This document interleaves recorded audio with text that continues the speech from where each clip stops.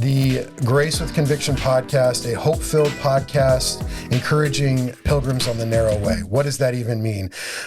Amanda and I, well, we've been married for 18 years. We've been together almost 21 years. Yeah. And in that time, we have been through the roller coaster of life and been through many different church streams in the Charismatic world and even into the Reformed world and the Baptist and Calvinism and Arminianism and all of that. And the reason for this podcast was there were a lot of resources that we had during this really pivotal time in our life when the Lord was opening our eyes to understand a lot of the error in our thinking and a lot of the problems in the way that we approached our walk with God and even approached the Word of God and worship and prayer and all of those things. And so there was a lot of different resources along the way that we got to benefit from or glean from.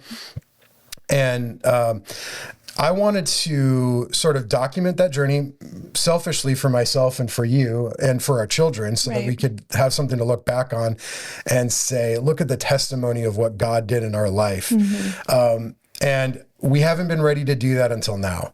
Yeah. You know, I think that now we're finally at a point in our life where we are stable enough. Yeah, I think we understand a little bit better and can articulate a little more clearly, you know,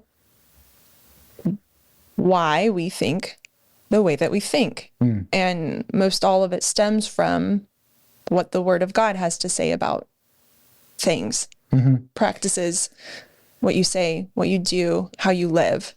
And, but it took a very long time to kind of purge our brain, if you will, of some just very unbiblical ways that we used to view things. And so we just would start talking about things and in the last couple years, and we would just be like, man, we should do a podcast. Yeah. Man, I wish there had been something like this, someone who is on a similar journey, someone saying, I'm a part of this thing, but something doesn't feel right. And I don't know what it is. And it didn't seem at the time that anyone was really saying what was wrong. Simultaneously, there were many people sounding the alarms. There have been many for decades sounding the alarm with these movements. But when you're steeped in them,